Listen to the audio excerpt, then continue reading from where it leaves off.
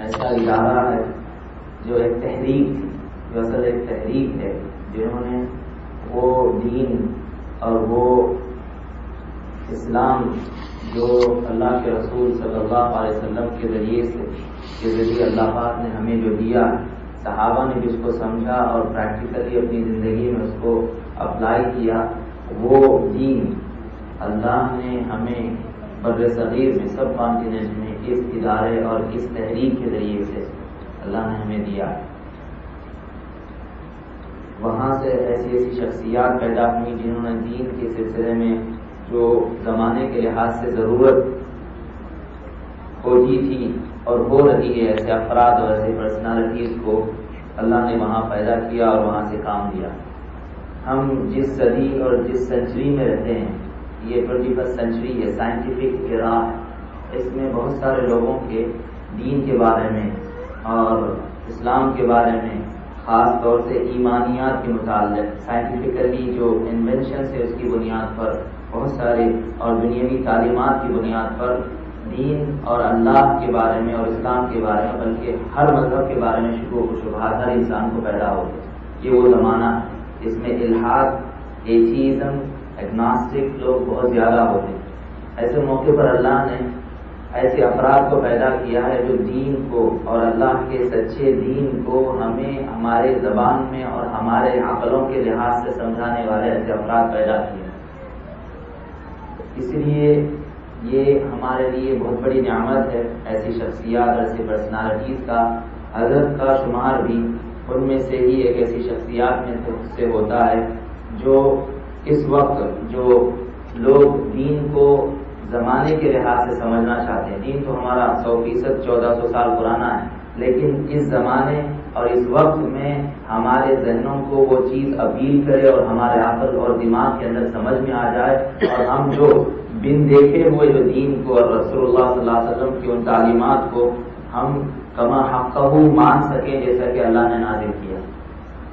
اس سلسلے میں حضرت کا ایک اہم کام ہے، جو لوگ علمی اور دینی کتابوں سے واقف ہیں، چاہے وہ عرب ہوں یا نان عرب ہوں، ایک مشہور علمی دنیا میں کتاب ہے حجت اللہ البالغہ، اس کے ذریعے سے میں حضرت کا مختصر تعارف، ورنہ حضرت کے ساری دنیا میں 50,000 اسٹوڈنٹس ہیں۔ He has more than 50,000 students. Here ماشاءاللہ مولانا اشفاق صاحب ہیں، آپ کے یہاں کے امام ہیں قریب کی مسجد کے، فراننگھم کے، اور دوسرے حضرات بھی یہاں پر جو نیو یارک کے ہم لوگ لوکل ہیں، ہم لوگ ہمارے ٹیچر بھی حضرت کے اسٹوڈنٹس ہیں۔ مولانا مشتاق صاحب آپ کے یہ باسٹن کے ہیں، اور کئی پورے امریکہ میں more than 60 امام حضرت کے اسٹوڈنٹ جو ہم نے کاؤنٹ کیا، اس کے علاوہ بھی ہوں گے۔ بعض کنٹریز کے نائب مفتی بھی حضرت کے شاگرد ہیں۔ more than like half a century سے حضرت حدیث کا درس دے رہے ہیں۔ حضرت کی اسپیشلٹیز خصوصاً حدیث، فقہ اور تفسیر میں بے شمار کتابیں حضرت کی طرف سے لکھی گئی ہیں، مؤلف ہیں، آپ مدرس کا میں نے آپ کو بتایا کہ 50 ایئر سے صرف حدیث کی خدمت میں حضرت لگے ہوئے ہیں۔ یہ ہمارے لیے سعادت ہے ایسی پرسنالٹیز، یہ کہ میں اس لیے یہ تعارف کرا رہا ہوں کہ ہمارے پاس یہ مزاج نہیں ہے تعارف کرایا جائے، لیکن آپ کا جو شہر ہے وہ علمی دنیا میں مانا جاتا ہے، ہارٹفورڈ، رائٹ؟ تو یہ اس لحاظ سے ہم یہ سنتے ہیں کہ فلاں پروفیسر آ کے ہمیں کوئی اپنی اسپیشل فیلڈ میں کچھ بیان کر رہا ہے، کچھ لیکچر دے رہا ہے یا کچھ اس کا پریزنٹیشن ہے، تو ہمیں سمجھ میں بھی آتا ہے۔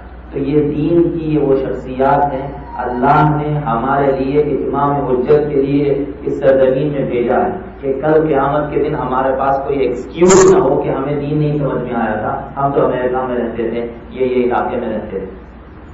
اسی لیے کہ ہمارے لیے بہت بڑی سعادت ہوگی کہ ہم انشاءاللہ دلچسپی اور دلجمعی سے سنیں گے۔ پروگرام جب ختم ہوگا، جن حضرات کو کوئی سوال کرنا ہو وہ سوال بھی کر سکتے ہیں، اردو میں جو لکھ سکتے ہیں اردو میں، جو انگلش میں لکھ سکتے ہیں وہ انگلش میں لکھ سکتے ہیں۔ حضرت کی ایک خاص جو اس صدی کی اس وقت جو حضرت کی طرف سے جو ایک کام ہوا ہے، جس کو ساری علمی دنیا نے جس انداز سے اس کو سراہا ہے وہ میں ذکر کرنا چاہوں گا. یہ ہمارے لیے سعادت ہے حضرت کا تعارف کرانا بھی. حضرت شاہ ولی اللہ محدث دہلوی رحمۃ اللہ علیہ کی ایک کتاب ہے جس کے بارے میں حضرت ابو الحسن علی الندوی رحمۃ اللہ علیہ نے جو بہت بڑے ہمارے زمانے کے اس صدی کے بہت بڑے عالم گزرے ہیں. وہ اس کتاب کے بارے میں یہ فرماتے ہیں کہ شاہ صاحب کی یہ مایناز تصنیف حضرت صلی اللہ علیہ وسلم کی ان معجزات میں سے ہیں جو رسول اللہ صلی اللہ علیہ وسلم کی وفات کے بعد آپ کے امتیوں کے ہاتھ پر ظاہر ہوئے اور جن سے اپنے وقت میں رسول اللہ صلی اللہ علیہ وسلم کا اعجاز نمایاں اور اللہ کی حجت تمام ہوئی.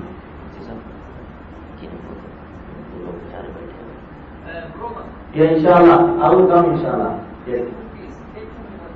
People is not understand that he knows the Arabic or English. وہ سائڈ بائی سائڈ کرنے بتا رہے ہیں. شیخ اسلامی انشاءاللہ وہ مترجم انشاءاللہ. عورت بھی اوپر ہے نا, اسپیکر میں ہونا چاہیے. اسپیکر میں ہونا چاہیے. بتا دیں سائڈ بائی سائڈ نہیں, اوپر خواتین بھی ہیں, اس لیے خواتین ہیں نا.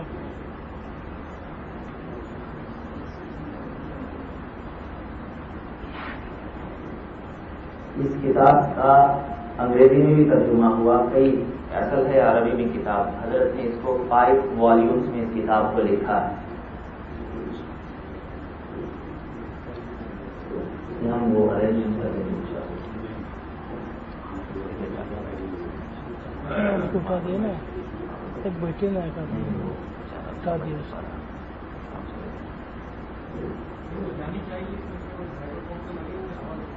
جی. ہم اس سلسلے میں میں یہ چند الفاظ کے بعد ہم حضرت کی بات ہم انشاءاللہ حضرت کے بیان سے مستفید ہوں گے.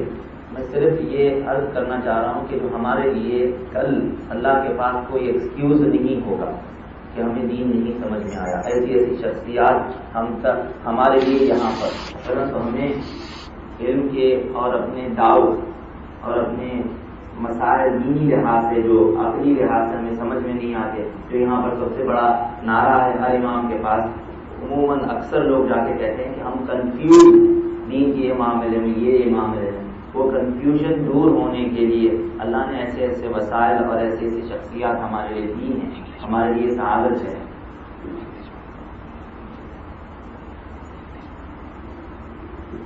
یہ ترجمہ ہے حجت اللہ البالغہ کا کہ the conclusive arguments from God. اس میں he is writing about the Hujjatullah al-Baligha.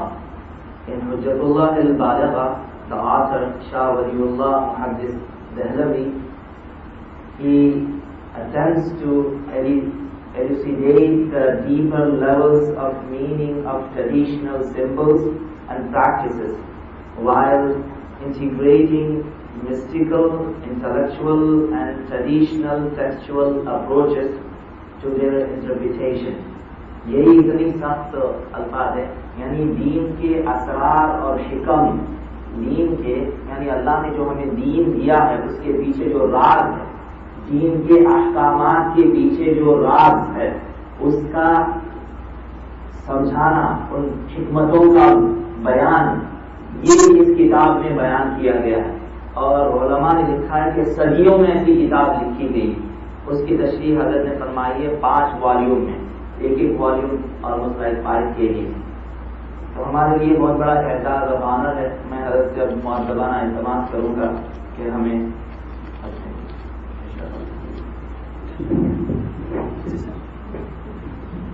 Side by side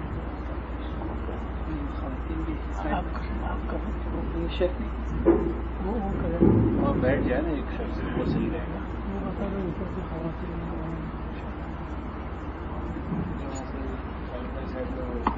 اعلان کر دیں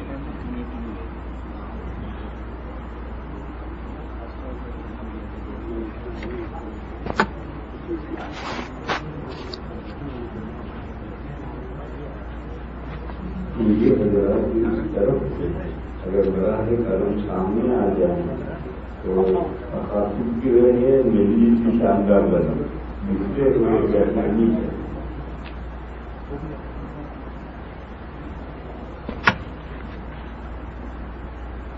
الحمد لله نحمده ونستعينه ونستغفره ونؤمن به ونتوكل عليه ونعوذ بالله من شرور أنفسنا ومن سيئات أعمالنا من يهده الله فلا مضل له ومن يضلله فلا هادي له وأشهد أن لا إله إلا الله وحده لا شريك له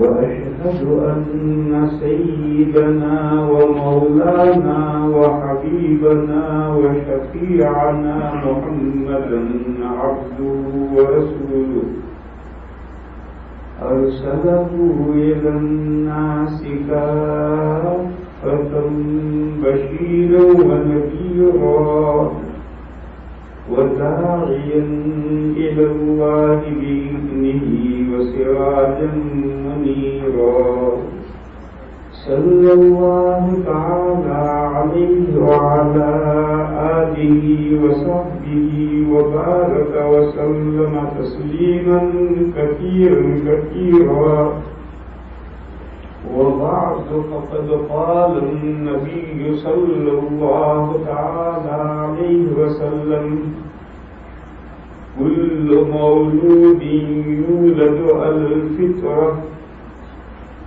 فأبواه يهودانه أو يمجسانه أو ينصرانه صدق رسول النبي.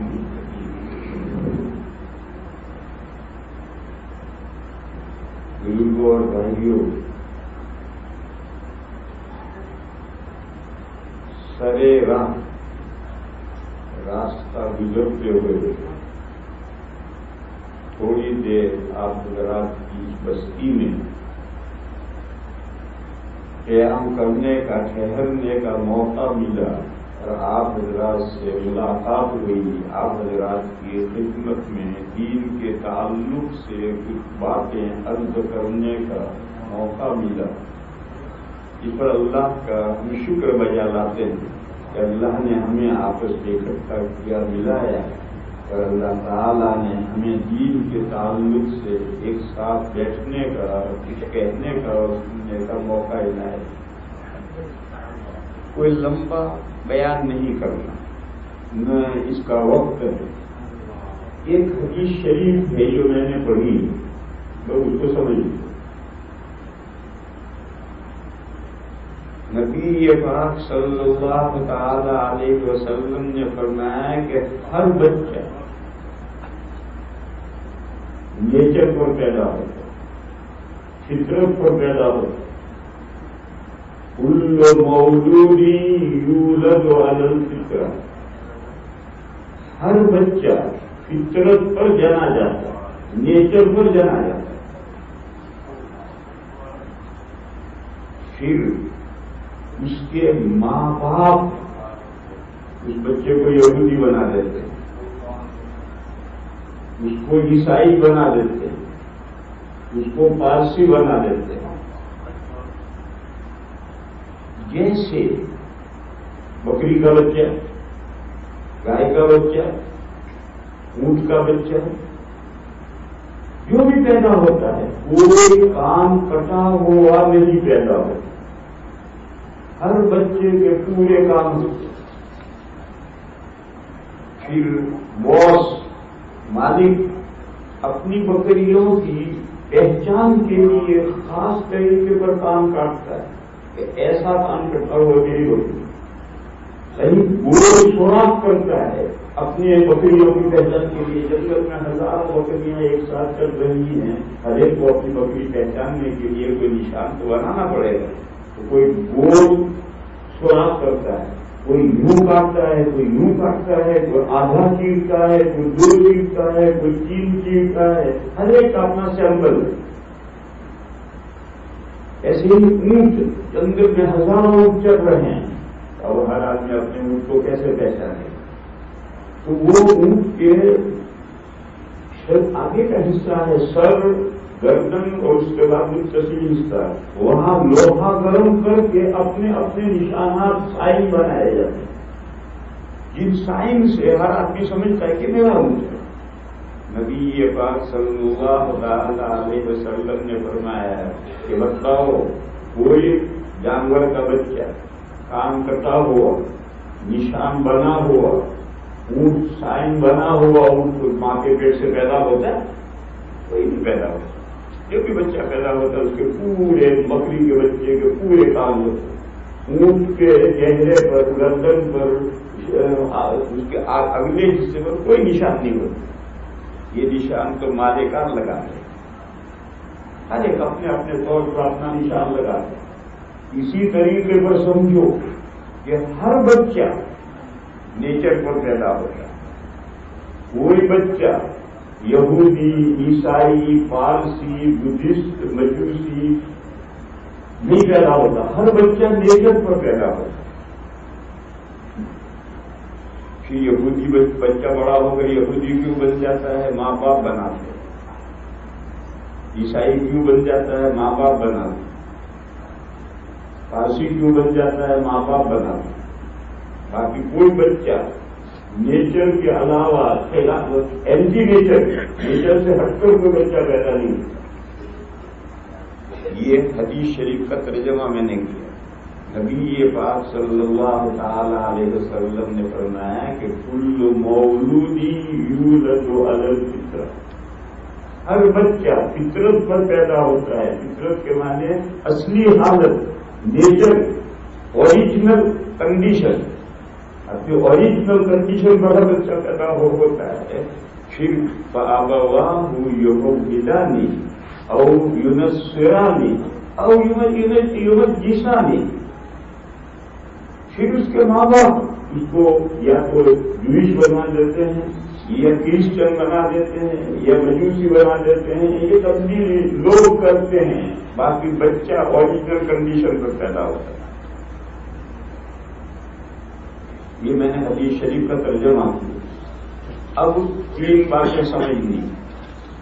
سب سے پہلے یہ ہے کہ فطرت کیا ہے، نیچر کیا ہے، اوریجنل کنڈیشن کیا ہے جس پر بچہ پیدا ہوتا ہے، ہر بچہ پیدا ہوتا ہے، وہ نیچر کیا ہے، اوریجنل کنڈیشن کیا ہے، فطرت کیا ہے۔ میرے بھائیوں، اس کی بڑی لمبی تفصیل ہے، لیکن لمبی تفصیل نہ کرتے ہوئے سورۃ الاعراف میں ایک آیت کریمہ ہے۔ اللہ پاک ارشاد فرماتے ہیں وَإِذْ أَخَذَ رَبُّكَ مِنْ بَنِي آدَمَ مِنْ ظُهُورِهِمْ ذُرِّيَّتَهُمْ وَأَشْهَدَهُمْ عَلَىٰ أَنفُسِهِمْ أَلَسْتُ بِرَبِّكُمْ قَالُوا بَلَىٰ شَهِدْنَا عَلَىٰ أَنفُسِنَا۔ یہ ایک آیت ہے،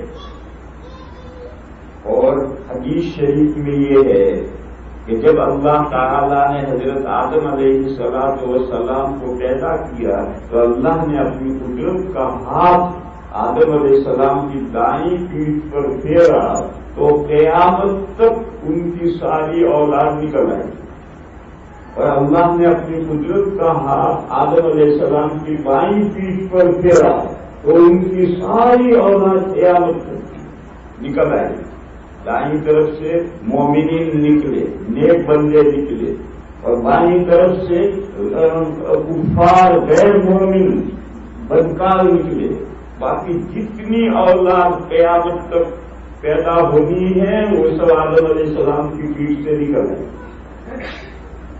کیسے نکل آئی؟ جیسے کوٹھی ہو اور اس کا دہانہ کھول دیں، گیہوں دھر پیتے ہیں، اس طرح نکل آئی؟ نہیں۔ حدیث شریف میں اس کی قرآن کریم میں ہے وَإِذْ أَخَذَ رَبُّكَ مِنْ بَنِي آدَمَ، آدم علیہ السلام کا ذکر نہیں، اللہ تعالیٰ نے آدم کی اولاد سے ان کی اولاد کو دیا. اور حدیث میں یہ ہے کہ آدم علیہ السلام کی پیٹھ پر اللہ نے دست قدرت کیا. تو اب تک جو حدیث اور قرآن ملا کر مضمون یوں ہوا کہ جب اللہ تعالیٰ نے آدم علیہ السلام کی پیٹھ پر اپنا دست قدرت پھیرا تو آدم علیہ السلام کی جو سلبی اولاد ہے وہ نکلی. پھر ان کی پیٹھ سے ان کی اولاد نکلی. پھر ان کی پیٹھ سے ان کی اولاد نکلی. قیامت تک جس طرح سے جنریشن وجود میں آ رہا ہے اسی طرح سے ایک سے دوسرا دوسرے سے تیسرا تیسرے سے چوتھا سارے قیامت تک کے انسان نکل. پھر کیا ہوا؟ پھر اللہ تعالی نے اپنی تجلی فرمائی، اپنا دیدار کروایا اور سب کو اپنی پہچان کروائی. یہاں رک کر یہ سمجھو کہ جب آدم علیہ السلام کی پیٹھ سے ان کی ساری اولاد لی گئی تو روحیں پیدا کی گئی تھی. بدن باڈیاں، یہ ہمارا جسم، یہ باڈی نہیں پیدا ہوئی. ہماری باڈی کے اندر جو روح ہے وہ تمام روحیں پیدا ہوئی. پھر ان روحوں کے سامنے اللہ تعالی نے اپنی تجلی فرمائی، یعنی اپنے آپ کو دکھایا اور اپنی پہچان کروائی. پھر پہچان کروا کر ان کا امتحان لیا اور ون کوشچن لیا، ایک سوال صرف، الست بربکم، کیا میں تمہارا پروردگار نہیں ہوں؟ تو تمام انسانوں نے جواب دیا بلا. آپ ہمارے پروردگار نہیں ہیں تو اور کب ہو سکتا ہے؟ آپ ہی ہمارے پروردگار ہیں. پھر اس کے بعد کیا ہوا؟ گیہوں کوٹھی میں سے نکالے تھے تو پھر ٹوکرا بھگوڑ کر کے کوٹھی میں ڈال دی. جو روحیں پیٹھوں میں سے نکلی تھی وہ پیٹھوں میں ریٹرن کر دی گئی نہیں. بخاری شریف میں حدیث ہے، الارواح جنود مجندہ فما تعارف منها اختلف وما تناکر منها اختلف. تمام روحوں کو عالم ارواح میں، عالم ارواح یعنی ورلڈ آف اسپرٹ، روحوں کی دنیا، اس روحوں کی دنیا میں تمام روحوں کو جیسے ملٹری میں، فوج میں پلٹنیں ہوتی ہیں، ریجیمنٹ ہوتے ہیں، اس طرح سے گروپ بنا بنا کر کے عالم ارواح میں رکھی. الارواح جنود مجندہ، وہ خالی شریف کی حدیث. حضور نے فرمایا ہے کہ عالم ارواح میں جو روحیں رکھی گئی ہیں وہاں جن روحوں میں جان پہچان ہوگی تو دنیا میں آ کر ان دو شخصوں کے درمیان میں تعلقات ہو جاتے ہیں اور ان روحوں میں اوپرا پن رہا، انجانا پن رہا، دنیا میں آ کر ان میں اختلاف ہو جاتا ہے. آپ دیکھیں گے کہ ایک ماں کے پیٹ سے پیدا ہونے والے دو بھائی ایک دوسرے کا گلا کرتے ہیں. اور ایک ایران کا ایک توران کا سرے رام اکٹھے ہو گئے، ملاقات ہوگی، جان پہچان ہوگی اور ایسے دوست بن گئے کہ ایک جان دو بدن. تو حدیث میں بتایا ہے کہ یہ عالم ارواح میں روحوں میں جو تعارف و تناظر تھا اس کی دنیا میں اثرات پڑ گئے. بہرحال اس حدیث سے یہ معلوم ہوا کہ تمام روحیں پیدا کر کے اللہ نے اپنی تجلی فرما کر، اپنی پہچان کروا کر، اپنی ربوبیت کا اقرار دے کر ان کو پیٹھوں میں واپس نہیں کیا، عالم ارواح میں رکھا ہے. پھر جب دنیا میں کسی روح کے آنے کا وقت آتا ہے تو پہلے مٹی سے باڈی بنتی ہے. ماں کے پیٹ میں، ماں کے پیٹ میں مٹی سے باڈی بنتی اور اس کا ذکر 18ویں پارے کے پہلے رکوع میں. وَلَقَدْ خَلَقْنَا الْإِنسَانَ مِنْ سُلَالَةٍ مِّنْ طِينٍ. کہ آیتیں پڑھ کر تفسیر کرنے کے بجائے یوں سمجھو کہ یہ جو ہماری مٹی ہے اس میں سے چیزیں اگتی ہیں نکلتی ہیں اور انسان اسے کھاتے پیتے ہیں اور اس کھانے پینے سے انسان کی باڈی میں خون بنتا ہے. یہ خون زمین سے اگنے والی چیزوں کے کھانے پینے سے بنا. لہٰذا یہ زمین کا سب ہو, زمین کا نچوڑ ہو. تو پہلا مرحلہ ہے مٹی, مٹی کا سب خون, پھر خون سے مادہ بنتا ہے, پھر مادہ ماں کے بچہ دانی میں پہنچتا ہے, 40 دن کے بعد میں خون بستہ بنتا ہے, جیسے کلیجی ہوتی ہے ایسا جم جاتا ہے. پھر گوشت کی بوٹی بنتی ہے مدغہ, پھر اس بوٹی کے اندر ہڈیاں پیدا ہوتی, پھر ان ہڈیوں پر گوشت چڑھتا ہے. یہ 7 مرحلے ہوئے. ثم انشأناه خلقا آخر, پھر ہم نے ایک نئی مخلوق بنا کر تیار کر دیا. جب یہ 7 مرحلے پورے ہو جاتے ہیں اور ماں کے پیٹ میں باڈی بن کر تیار ہو جاتی ہے, تو حدیث شریف میں یہ ہے کہ اللہ تعالیٰ ایک فرشتے کو حکم دیتے ہیں اور وہ فرشتہ عالم ارواح سے وہ روح جس کے لیے ماں کے پیٹ میں یہ باڈی بنی ہے, اس روح کو وہاں سے لا کر اس باڈی میں ڈال دیتے. رات کو عورت سوتی ہے, اس کے پیٹ میں کوئی حرکت نہیں, صبح اٹھتی ہے تو پیٹ میں بچہ ڈھونڈ رہا ہے. کب یہ پیدا ہو گیا, کب اس میں جان پڑ گئی, ماں کو بھی نہیں پتا. کیونکہ یہ تو آنند آنند فرشتے کو حکم ہوا, اس نے وہاں سے روح لا کر کے اس باڈی میں ڈال دی. ابھی روح اور جسم کا مجموعہ بچہ دنیا میں اگر آئے گا تو دنیا کی آب و ہوا برداشت کرنے کے قابل نہیں. چنانچہ 4 مہینے اور ماں کے پیٹ میں رکھا جاتا ہے. یہ ماں کے پیٹ میں جو 4 مہینے رکھا جاتا ہے, یہ وہ کہتے ہیں آپ آرکیوبیٹ کیا کہتے ہیں, انکیوبیٹر. یہ جو ماں کا پیٹ میں 4 مہینہ رکھا جاتا ہے, ماں کا پیٹ بچے کے لیے انکیوبیٹر ہے. پھر جب وہ اس قابل ہو جاتا ہے کہ دنیا کے آب و ہوا برداشت کر سکے, تو پھر وہ بچہ دنیا میں پیدا ہوتا ہے. آپ حضرات فارسی نہیں جانتے, پیدا فارسی لفظ ہے. لفظ پیدا کے معنی ہے ظاہر ہوتا ہے. نتھنگ سے تھنگ نہیں بنا, نتھنگ سے تھنگ نہیں بنا, نتھنگ سے تو تھنگ 4 مہینے پہلے بن چکا ہے. اب تو پیدا ہوا, یعنی ظاہر ہوا, نمودار ہوا. پھر دنیا میں وہ بچہ باڈی پلتا ہے, بڑھتا ہے, جب جوان ہوتا ہے, بالغ ہوتا ہے, ادھیڑ ہوتا ہے, بوڑھا ہوتا ہے. اور ایک وقت آتا ہے کہ اس دنیا کی زندگی اس کی فنش ہو گئی اور باڈی یہاں پڑی رہتی ہے اور روح پاس اوے, روح پاس اوے آگے گئی. کہتے ہیں گزر گئی. آپ کو چچا کا انتقال ہوگا, ابھی باڈی گھر میں پڑی ہے. کون آیا, فلاں صاحب, ان کا ادھر آپ کو گزر گیا. اور یہ چاہیے پر کیا ہے, یہ لاش ہے. یہ عربی کا لفظ ہے لاش ہے ان نتھنگ, یہ لاش ہے ان ہے نتھنگ. اور فلاں صاحب کے جو وہ پاس ہوئے وہ تو گزر گئے. یہ روحیں عالم برزخ میں پہلے عالم ارواح میں تھی, اس دنیا سے گزرنے کے بعد میں یہ روحیں عالم برزخ میں رہتی.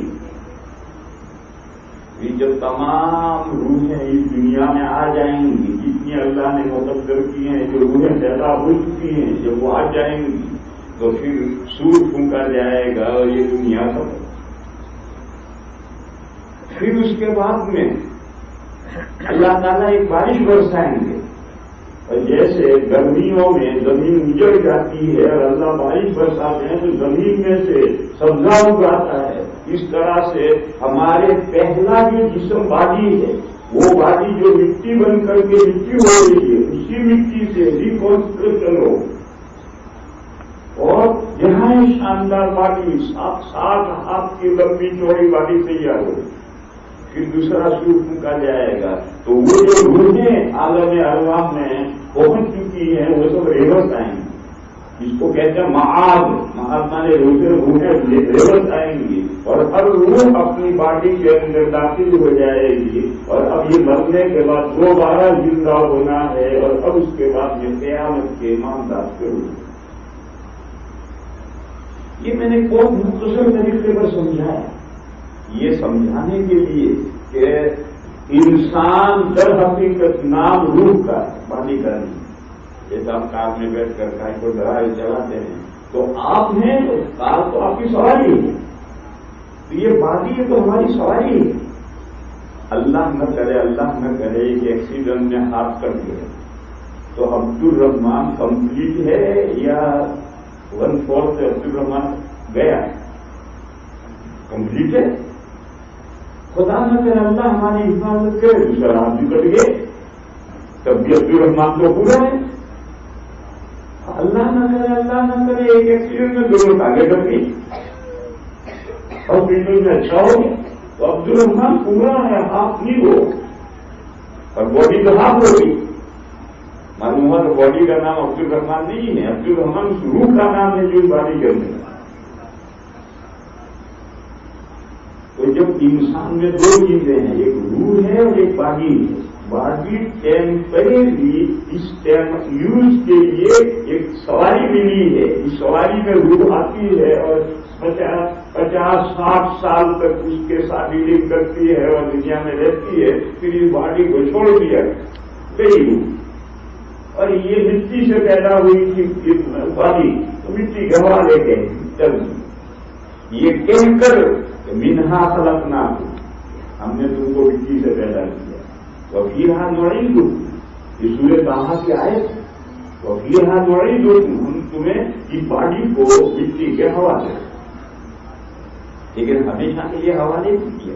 ومنہا نخرجکم تارۃ اخری ہم ایک مرتبہ اور مٹی میں سے یہ باڈی واپس نکالیں یہ کہہ کر کے جسم مٹی کے حوالے کر دیا جاتا ہے. بات کا خلاصہ کیا ہے کہ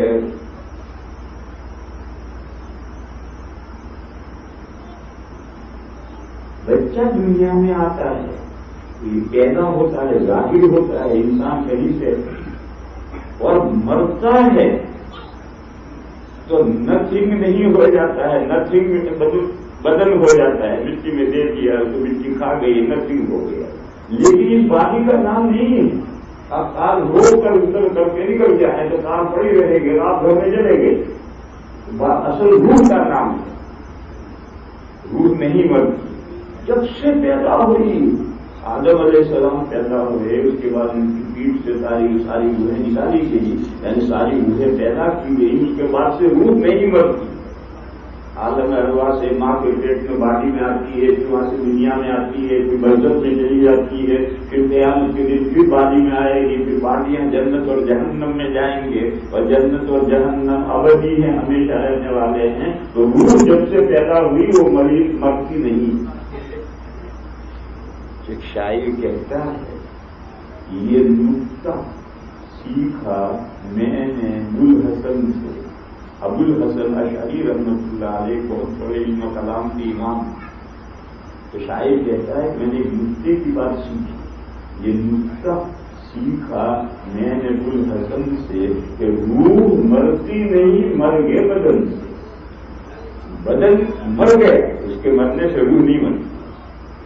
اب میرے بھائیو آپ اسے سمجھ سکتے ہیں کہ جب اصل انسان روح کا نام ہے اور روح کو اللہ نے پیدا کر کے تجلی ان کے سامنے فرما کر اپنی پہچان کروا کر اپنی ربوبیت کا اقرار لے کر اس روح کو دنیا میں بھیجا ہے. یہ ہے نیچر یہ ہے ہماری اوریجنل حالت. وہ ہر بچہ جو دنیا میں آتا ہے وہ اللہ کی پہچان لے کر آتا ہے اور اس کی پہچان عالم ارواح میں کروا دی گئی ہے. اللہ نے تلاش لی ہے، اپنی ذات میں دیدار کروایا، اپنی تجلی کروائی ہے اور لوگوں سے اپنی ربوبیت کا اقرار لیا ہے. یہ اوریجنل حالت ہے، یہ نیچر ہے انسان. بس جو بھی بچہ دنیا میں پیدا ہوتا ہے، دنیا میں ظاہر ہوتا ہے، دنیا میں جنا جاتا ہے تو نیچر پر جنا جاتا ہے، اپنی اوریجنل حالت پر چلا جاتا ہے. اوریجنل حالت کیا ہے؟ اللہ کی ربوبیت کا اقرار، صرف اللہ کی ربوبیت کا اقرار. پھر دنیا میں آنے کے بعد میں انسان میں تبدیلی آتی ہے. ہندو جو ہے کروڑوں خدا مانتا، کرسچن جو ہے 3 خدا مانتے، بدھسٹ بودھا کو خدا مانتے، کمیونسٹ کو خدا ہی نہیں مانتے.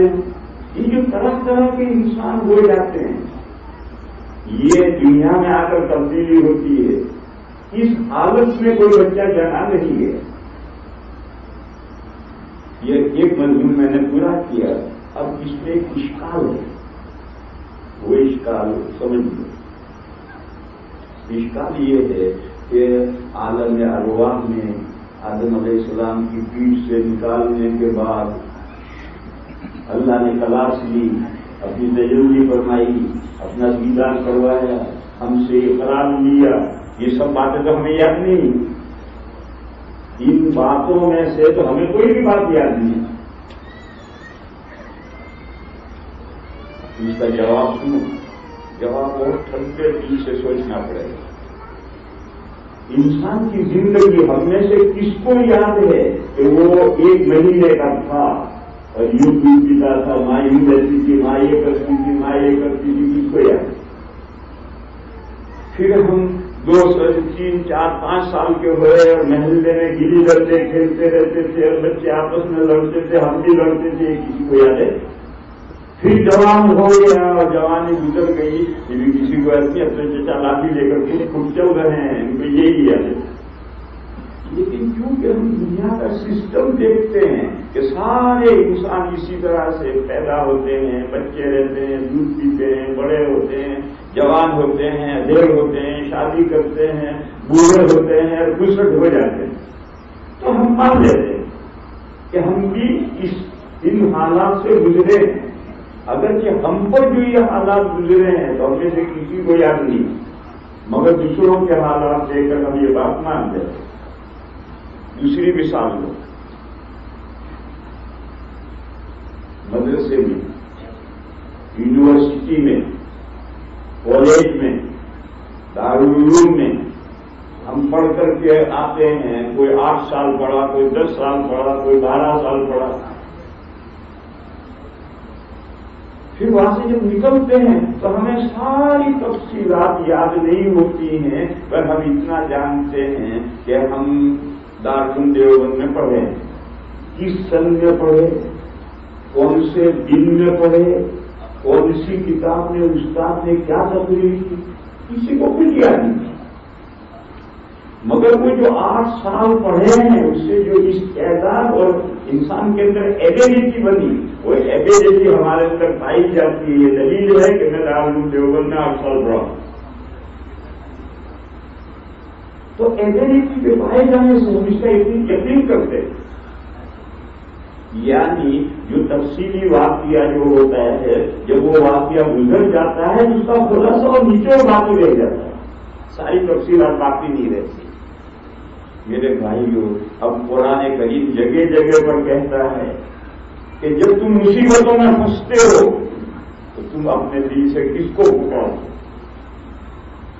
کوئی بھی شخص ہے آرڈینری احوال میں وہ جسے بھی خدا مانتا، لیکن جب آڑا وقت آتا ہے، چاروں طرف سے پھنس جاتا ہے، تو پھر ہر انسان کیا ہے وہ غلط جانتا ہو. وہ اس وقت میں وہ صرف اللہ کو پکارتا ہے، اللہ کے علاوہ کوئی آسرا اس کے لیے باقی نہیں رہتا ہے. معلوم ہوا کہ انسان کے نیچر میں اللہ کی پہچان ہے. یہ اللہ کی پہچان آئی کہاں سے؟ تو جو تعلق میں پڑھے تھے، عالم ارواح میں اللہ نے کلاس دی تھی اور اللہ نے اپنا دیدار کروا کر اپنی پہچان کروائی تھی، وہاں سے آئی. یہی فطرت یعنی اللہ نے انسان کو جس اوریجنل حالت پر پیدا کیا ہے، اپنی ربوبیت کا اقرار کروایا ہے، اپنی تجلی فرما کر اس اصلی حالت پر انسان دنیا میں آتا ہے. پھر کیا ہوتا ہے؟ دوسری بات شروع کرتا ہے. پھر کیا ہوتا ہے؟ انسان جن ہاتھوں میں پلتا بڑھتا ہے، انسان نہیں، بچہ جن ہاتھوں میں پلتا بڑھتا ہے، جس ماحول میں آنکھ کھولتا ہے، اس ماحول کا اثر قبول کرتا ہے. یہ جو حضور نے فرمایا ہے کہ پھر اس کے ماں باپ اس کو یہودی بناتے ہیں، اس کے ماں باپ اس کو مجوسی بناتے ہیں، اس کے ماں باپ اس کو پارسی بناتے ہیں. یعنی ماں باپ سے مراد ہیں وہ ہاتھ، وہ ماحول جن ماحول میں بچہ پلتا بڑھتا ہے، اس ماحول کا اثر قبول کرتا ہے. اثر قبول کر کے پھر بڑا ہو کر یا تو کرسچن ہوتا ہے، یا جوئش ہوتا ہے، یا ہندو ہوتا ہے، یا بدھسٹ ہوتا ہے، کچھ بھی ہوتا ہے. یہ ماحول کے اثرات پڑے. ماحول کا اثر ایک فکری چیز ہے. ماحول کے معنی ارد گرد، جو ارد گرد ہے آدمی کا، اس کے اثرات لامحالہ پڑتے ہیں. دیکھو اس کی ایک مثال سے اسے سمجھو. دنیا میں جتنے بچے پیدا ہوتے ہیں وہ انٹرنیشنل لینگویج سیکھ کر آتے ہیں. دنیا کے تمام بچوں کی ایک لینگویج ہے. کوئی لینگویج کیا؟ رونا، کرائم. بچہ اپنی ہر ضرورت رونے سے پوری کرتا. اور دنیا کے سب بچے ایک طرح روتے ہیں. انگریزوں کے بچے انگریزی میں روتے ہو، اردو والوں کے بچے اردو میں روتے ہوں، عربوں کے بچے عربی میں روتے ہوں، ایسا نہیں. اور بچہ اپنی ہر ضرورت رونے کے ذریعے سے پوری کرتا. بچہ رونے لگا، ماں دوڑی آئی، مجھے ساتھی سے لگایا، دودھ پلا دیا بچے نے، منہ لگی کہ بچہ چپ ہو گیا. رات میں بچہ رونے لگا، ماں کی آنکھ سے دیکھا کہ سردی میں کپڑا ہٹ گیا، اس نے کپڑے میں دوڑا دیا، بچہ سو گیا. بچہ رو رہا ہے، سمجھ میں نہیں آتا کیوں نہیں رو رہا. ابھی چلو ڈاکٹر گیا، اب ڈاکٹر نے یہاں دبایا، یہاں دبایا، یہاں دبایا، یہاں دبایا، بچہ اور چل رہا ہے. ڈاکٹر نے کہا اس کے پیٹ میں درد ہے اور اس نے دوا دی اور بچے کو پلا دی، خوراک ہے، بچہ آرام سے سو گیا. بچہ اپنی ہر ضرورت رونے کے ذریعے سے پوری کرتا ہے. حتیٰ کہ دنیا میں آتے ہی پہلا کام ہوتا ہے اور وہ اعلان کرتا ہے کہ میں زندہ آیا ہوں، مرا ہوا نہیں آیا. آخر بچہ دنیا میں آتے ہی روتا کیوں؟ وہ اعلان کرتا ہے میں زندہ آیا ہوں، مرا ہوا نہیں آیا. ٹھیک ہے، اب زمانہ ترقی کر گیا ہے، اب ہم نبض سے بھی پہچان سکتے ہیں کہ بچہ زندہ ہے. اور اب ڈاکٹروں کے پاس میں مسمع الصدر ہے، سینے پر رکھ کر دل کی حرکت سے بھی پہچان سکتے ہیں. لیکن اب نبض کو دنیا میں سب حکیم تھوڑی اور مسمع الصدر سب سارے ڈاکٹر تھوڑی. تو اللہ نے ایسی آتے ہی بچہ دنیا میں آیا اور زندہ ہے وہ، اور اس نے اعلان کر دیا کہ میں زندہ آیا ہوں، مرا ہوا نہیں آیا. تو بچہ اپنی ہر ضرورت رونے سے پوری کرتا. پھر کیا ہوتا ہے؟ اس کا جو ڈیجیٹل ہے دماغ میں وہ خالی ایمٹی آتا ہے. بچے کا جو ڈیجیٹل ہے دماغ میں وہ خالی ایمٹی آتا ہے. اور اس کے ارد گرد جو لینگویج بولی جاتی ہے اس کے ورڈ ووکیبلری وہ ڈیجیٹل میں جمع ہوتے رہتے ہیں. اور بچہ اس حال میں آتا ہے کہ اس کی زبان کے نیچے جو پٹھے ہیں، جو پٹھے زبان کو کھینچ کر کے لگاتے ہیں مخرج پر، وہ کمزور ہوتے ہیں. وہ بچہ بول نہیں سکتا. کیوں نہیں بولتا؟ اس لیے نہیں بولتا اسے ڈیجیٹل میں کوئی ورڈ ہی نہیں، کوئی لینگویج ہی نہیں. تو اللہ کی زبان کے پٹھے کمزور ہوتے ہیں. 2 سال میں ارد گرد جو زبان بولی جاتی ہے اس کے الفاظ جمع ہوتے ہیں، وہ ڈیجیٹل میں جمع ہوتے ہوتے ہوتے جب ایک مقدار ہو گئی، اب 2 سال میں وہ زبان کے نیچے جو پٹھے ہیں وہ بھی طاقتور ہوئے. اور اب ان پٹھوں نے زبان کو کھینچ کر کے ادھر ادھر لگانا شروع کیا تو بچے نے آہستہ آہستہ بولنا شروع کیا. کون سی زبان بولے؟ جو اس کے ڈیجیٹل میں جو الفاظ جمع ہوئے ہیں وہی زبان بولے. انگریزوں کے ہاتھ میں پڑا ہوا بچہ ابھی بولنے لگے، اربوں کے گود میں ماحول میں پڑا ہوا بچہ اردو بولنے لگے، اردو کے ماحول میں پڑا ہوا بچہ سنسکرت نہیں ہوتا، اس کے ڈیجیٹل میں الفاظ ارد گرد کے جو الفاظ آتے ہیں وہی لینگویج بولتا ہے۔ جیسے بچہ بڑا ہو کر وہی زبان بولتا ہے جو اس کے ماحول کی ہے، جسے وہ 2 سال تک برابر سنتا رہتا ہے، وہی زبان بڑا ہو کر بولتا ہے۔ میرے بھائیوں، اسی طریقے سے سمجھو عقیدے کے ارد گرد کے جو عقیدے ہیں وہ عقیدے کی دماغ کا ڈیجیٹل پکڑتا رہتا ہے، ڈیجیٹل پکڑتا رہتا ہے۔ ایک بچہ ہے، جب پیدا ہوا اس وقت سے لے کر 15 سال کا ہوا اس وقت تک ہر ایک سے رام، لکشمن، گنپتی، یہ سب ہندوؤں کے معبودوں کے سب نام ہی سنتا رہے گا۔ تو اب جو 15 سال کا ہوگا تو اس کے دماغ میں وہی سب خدا بتیاں بھری رہیں گی، اس کے دماغ میں اسی سے بھرا پڑا ہے۔ اور ایک بچہ ہے دنیا میں آیا، بائیں کان میں اذان دے، بائیں کان میں تکبیر کر دی، یہ بیکار ہے، بچہ سمجھتا نہیں، سب سمجھتا ہے، اس کے ڈیجیٹل میں یہ اذان بھی چلی جاتی ہے اور یہ کامہ بھی چلا جاتا ہے۔ پھر جب بچہ زبان کھولی تو سب سے پہلے ماں باپ سکھاتا ہے اللہ، اور بچہ اللہ کہنے لگتا ہے۔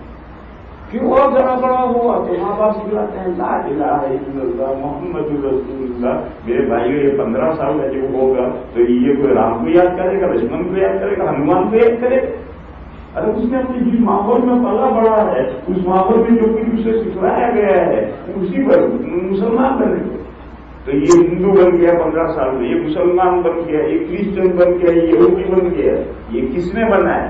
ماحول نے بنا ہے، اس کے ماں باپ نے بنا ہے۔ ماں باپ سے مراد ماں باپ نہیں، ماں باپ سے مراد ہے وہ ہاتھ جن ہاتھوں میں بچہ پلا بڑا ہے۔ ایک قصہ سنا، ہندوستان کا بہت بڑا بادشاہ گزرا ہے اکبر، بڑا ذہین تھا اور انگوٹھا چھاپ تھا، پڑھا بھی لکھا بالکل نہیں۔ اس کو ایک مرتبہ یہ سوچی کہ یہ جو بچے بڑے ہو کر کے اپنے ماں باپ کی زبان بولتے ہیں تو ماں باپ سکھلاتے ہیں اس لیے بولتے ہیں، تو اگر ماں باپ نہ سکھلائیں تو بچوں کی اوریجنل لینگویج کیا ہے یہ جاننا چاہیے۔ تو لوگوں نے مشورہ دیا، اس نے جنگل میں بس آبادی سے دور ایک محل بنوا ہے اور بچہ پیدا ہوتے ہی کوئی لفظ بولو، پیدا ہوتے ہی اس محل میں لے جایا جاتا ہے اور وہاں جو بچے کو پکڑنے والی عورتیں تھی ان کو حکم تھا کہ پورے ماحول میں بولو۔ بچے بڑے ہوئے، 20 سال کے بچے ہو گئے، کوئی بچہ کچھ بولتا ہے اور اس محل کا نام تھا گنگ محل، یعنی سارے گنگے بچے۔ یہ اکبر یہ حقیقی واقعہ ہے کہ اس نے یہ جاننے کے لیے اس طریقے سے بچوں کو پرورش کرائی کہ بچے بڑے بڑے ہو گئے، کچھ بھی نہیں بول رہا، کوئی سب گونگ گئے، کیوں؟ ان کے ڈیجیٹل میں ورڈ ہی نہیں ہے تو کیسے بڑھیں گے؟ میرے بھائیوں، اسی طریقے پر سمجھو کہ ماحول اثر انداز ہوتا ہے، الفاظ بھی ماحول کے آتے ہیں، عقیدے بھی ماحول کے آتے ہیں، تصورات بھی ماحول کے آتے ہیں، تھنکنگ بھی ماحول کی آتی ہے، جن آنکھوں میں پلتا پڑتا ہے اس کے اثر آتا ہے۔ بعض ملکوں میں گورنمنٹ بچے لے جاتی ہے، ماں باپ صحیح کیئر نہیں کر پاتے ہیں تو گورنمنٹ لے جاتی ہے۔ اگر ماں باپ کے پاس رہتے تو اگر ہندو کا بچہ ہے تو بڑا ہو کر ہندو بنتا، مسلمان کا بچہ ہے تو بڑا ہو کر مسلمان بنتا۔ مگر وہ جس بچے کو لے گئی تو وہ جس ماحول میں رکھے گی، اگر وہ عیسائی ماحول ہے تو بچہ بڑا ہو کر عیسائی بنے، وہ یہودی ماحول ہے تو بچہ بڑا ہو کر یہودی بنے، لامحالہ یہ بھی ہوگا۔ میرے بھائیوں، کہنا کیا ہے؟ یہ دو باتیں پوری ہو گئی۔ اب تیسری بات جو کہنی ہے اصل، وہ کہنی یہ ہے کہ ہمارے ملکوں میں اور اس ملک میں ایک بنیادی فرق ہے.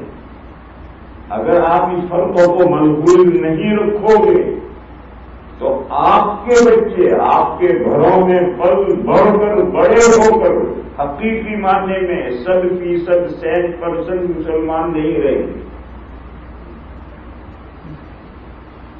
ہمارے ملکوں میں رہتے ہیں، ہمارے ملکوں میں سب مسلمانوں کے بچے سرکاری اسکولوں میں جاتے ہیں، کالجوں میں جاتے ہیں. ہندو بچے بھی وہیں پڑھتے ہیں، مسلمان بچے بھی وہیں پڑھتے ہیں، مگر بچوں کے ذہن میں سیپریشن ہے. مسلمانوں کو بچہ سمجھتا ہے کہ ہم مسلمان، ہندو کا بچہ سمجھتا ہے کہ ہم ہندو. مسلمان ٹفن لے کر گیا ہے، اس میں گوشت ہے، ہندو بچہ کبھی ہاتھ نہیں لگائے.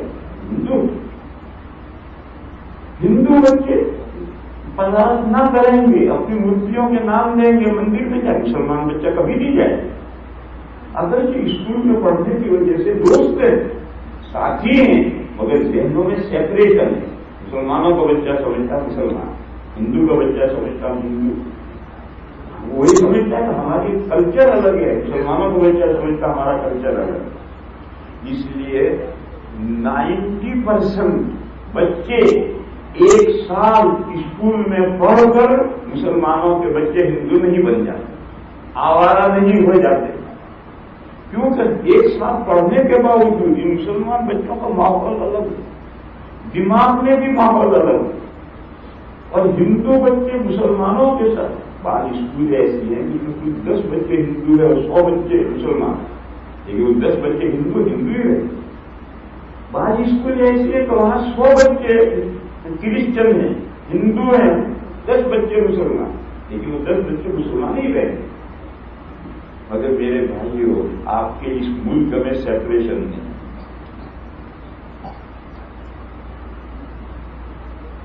اردو کی ایک مثل ہے، ہر درکان نمک رفت نمک شد.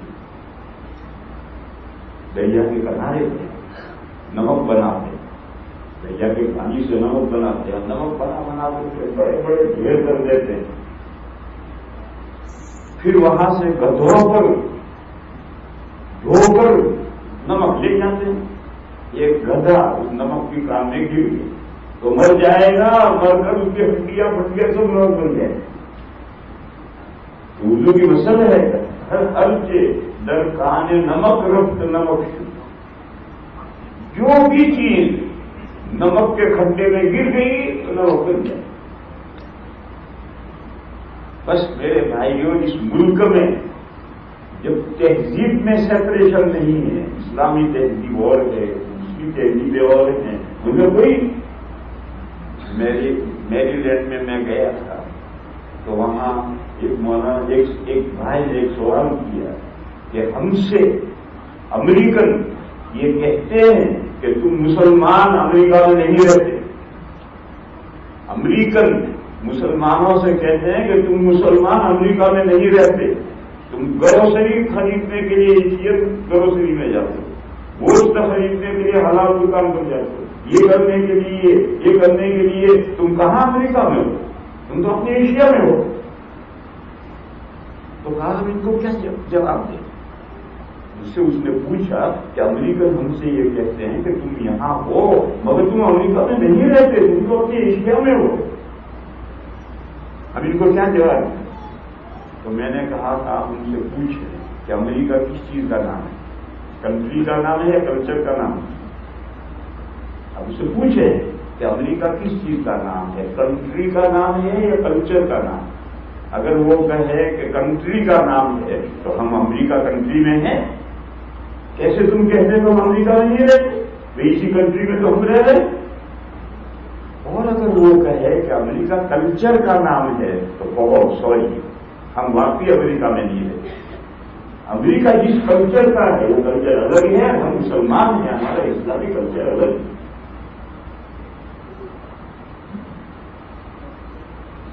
یہ جو سیپریشن ہے، دو کلچر مسلمان ہے، کھانے میں، پینے میں، اٹھنے میں، بیٹھنے میں، لباس میں، غذا میں، فضا میں، تھنکنگ میں، تصورات میں، بلیف میں، عقیدوں میں، ہر چیز میں اسلامی کلچر الگ ہے، اسلامی تھنکنگ الگ ہے، اور دنیا کے ہر مذہب والوں کا کلچر الگ ہے، تھنکنگ الگ ہے۔ ہندوؤں کی الگ ہے، عیسائیوں کی الگ ہے، یہودیوں کی الگ ہے، بدھسٹوں کی الگ ہے۔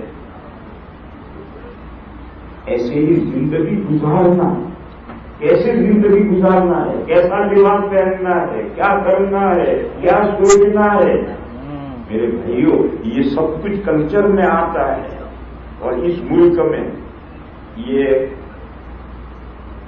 اس ملک میں اس سلسلے میں سیپریشن نہیں۔ ہمارے بچے چند گھنٹے ماں کے پاس رہتے، باپ کو تو فرصت ہی نہیں ہے بچوں کو دیکھنے کی۔ وہ تو جب بچے سو جائیں گے رات کو تو گھر میں آئے گا، صبح اوپر ڈیوٹی بھی چلا جائے گا۔ بچوں کی اتوار کو ملاقات ہوگی بچوں کے ساتھ، شنیچر کو ملاقات ہوگی، باقی بچوں سے باپ کو تو ملنے کی فرصت ہی نہیں۔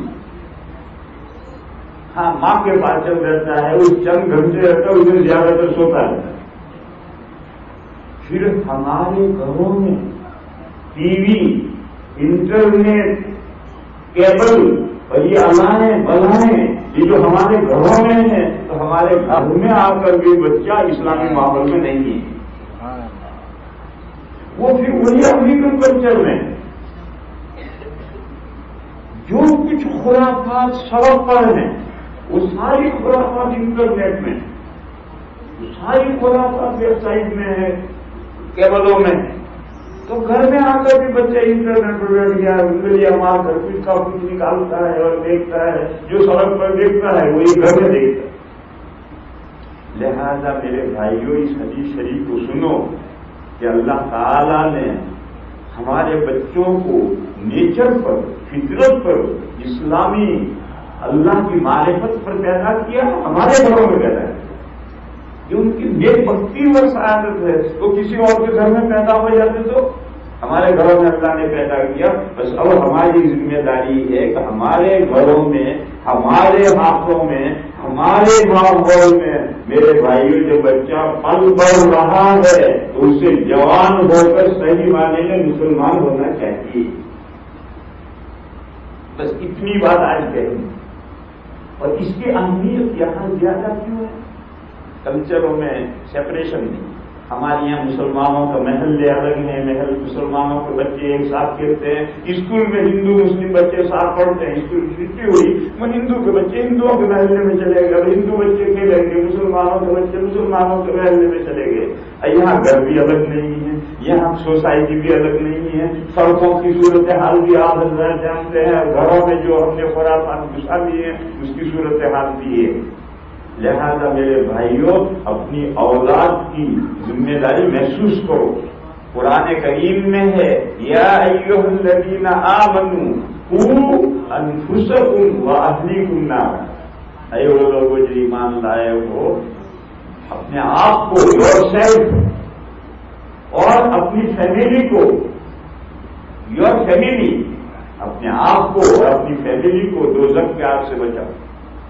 دوزخ سے آگ سے بچانے کا کیا طریقہ ہے کہ صحیح معنی میں ان کو مسلمان بناؤ، اسلامی عقیدے ہوں، اسلامی اعمال ہوں، اسلامی عبادتیں ہوں۔ صحیح معنی میں ایک مسلمان بچہ بڑا ہو کر، جوان ہو کر کے پوری زندگی اسلامی تہذیب کے مطابق، اسلامی تصورات کے مطابق زندگی گزارے گا تو انشاءاللہ جنت میں جائے گا، جہنم سے بچ جائے گا۔ اور اگر ہم اپنی نسلوں کی، اپنے جنریشن کی اگر ہم اس طریقے سے حفاظت نہیں کریں گے اور ملک کے کلچر کے حوالے کر دیں گے تو پکڑ کر قیامت کے دن اللہ کی آپ کی باپ کی ذمہ داری ہے کہ ہر نماز میں بچے کی انگلی پکڑ کر مسجد میں لائے، 7 سال سے بڑے ہو۔ 7 سال سے چھوٹے بچے کو مسجد میں لانے کی اجازت نہیں ہے۔ 7 سال سے چھوٹے بچے کو مسجد میں لانے کی اجازت نہیں ہے۔ ابن ماجہ میں حدیث ہے جنبوا صبیانکم مساجد، بچاؤ اپنے بچوں کو اپنی مسجدوں سے۔ علماء نے کہا کہ دوسری حدیث میں ہے کہ 7 سال میں نماز سکھاؤ، 10 سال میں نماز نہ پڑھنے پر سختی کرو۔ معلوم ہوا کہ 7 سال تک جب نماز سکھانی ہے تو نماز سکھانے کے لیے مسجد میں بھی لانا پڑے گا۔ بس جو بچوں کو مسجد سے بچانے کا حکم ہے وہ 7 سال سے چھوٹے بچوں 7 سال سے چھوٹے بچوں کو تو مسجد میں لانے سے حدیث میں ممانعت کی گئی. پھر جب نماز سکھانے کا وقت آیا پڑھنے کا وقت آیا تو انگلی پکڑو اپنے ساتھ لاؤ. میرے بھائیوں یہ ممکن نہیں ہے کہ باپ سو رہا ہو ماں سو رہی ہو اور بچہ اٹھ کر مسجد میں چلا جائے بیٹی اٹھ کر مصلے پر کھڑی ہو جائے. یہ ممکن نہیں. پہلے اپنے اوپر لینا پڑتا ہے باپ کو بھی اور ماں کو. بچے کو اپنے ساتھ مسجدوں میں لاؤ مسجد کے ماحول سے متعارف کرو اسلامی تعلیم دو مکتب میں رکھو اسلامی ماحول میں اس کو کھیلنے کودنے کا موقع دو. ایک جگہ میں نے بولے یہ کیوں بنائی ہے خواتین کے لیے نماز ہونا چاہیے بچوں کے کھیلنے کے لیے. ٹھیک ہمارے بچے غیروں کے ساتھ بچوں سے اپنے بچے مسلمانوں کے بچے کھیلیں گے. اسلامی تہذیب میں وہ رہنا چاہیے اس کی تربیت ہونی چاہیے. اس ملک میں سب سے زیادہ اہمیت نیو جنریشن کی حفاظت کا مسئلہ ہے. مختصر بات یہ ہے اس ملک میں سب سے زیادہ ویری امپورٹنٹ نیو جنریشن کی حفاظت کا مسئلہ ہے. اور نیو جنریشن کی حفاظت ہم اس وقت کر سکیں گے جب پہلے اپنے آپ کو اسلام کا نمونہ بنائیں. اسلام پر اپنے آپ کو لائیں گے تو ہماری اولاد ہمارے نقطے قدم ہوگی. اور اگر ہم ہی بگڑ گئے ہماری صورت حال خراب ہو گئی تو اولاد کے بارے میں ہاتھ دھو لینے چاہیے کہ وہ اسلام پر رہے گی. اس لیے حضور کی یہ حدیث ذہن میں رکھو کہ دنیا میں ہر بچہ نیچر پر پیدا ہوتا ہے فطرت پر پیدا ہوتا ہے اوریجنل حالت پر پیدا ہوتا ہے. اور اوریجنل حالت وہ ہے کہ عالم ارواح میں اللہ نے اپنی تجلی فرما کر اپنی پہچان کروا کر اپنی ربوبیت کا اقرار کر کے دنیا میں انسان کو بھیجا ہے. پھر بچہ جن ہاتھوں میں پلتا بڑھتا ہے اس ماحول کا اثر پڑتا ہے اس اثر کے مطابق ہوتا ہے. لہذا میرے بھائیوں اپنے بچوں کو اس ملک کے ماحول سے بچاؤ جس طرح سے بچا سکتے. اس سلسلے میں مجھ سے زیادہ آپ بہتر سمجھ سکتے ہیں. میں تو گول گول مجمل بات کہوں گا کہ ہمارے ملک میں اور یہاں میں فرق ہے. ہمارے یہاں سیپریشن ہے. ہمارے بچے ہندوؤں کے ساتھ پڑھ کر برباد نہیں ہوتے. اور اس ملک میں جو اسکول میں بچہ جائے گا اگر اس کی پوری کیئر نہیں کرو گے اس کا خیال نہیں کرو گے حفاظت نہیں کرو گے تو ہماری نسلیں اسلام پر پروان نہیں چلیں گی. آخر دعوانا الحمدللہ.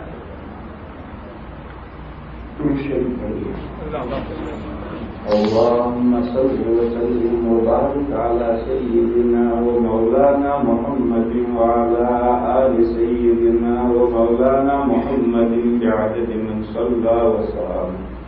یا الہ العالمین ہماری نیکیوں کو قبول فرما.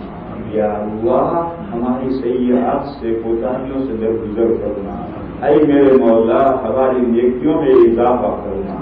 اے اللہ ہمیں دین پر مضبوط کرنا دین کو سمجھنے کی توفیق عطا کرنا.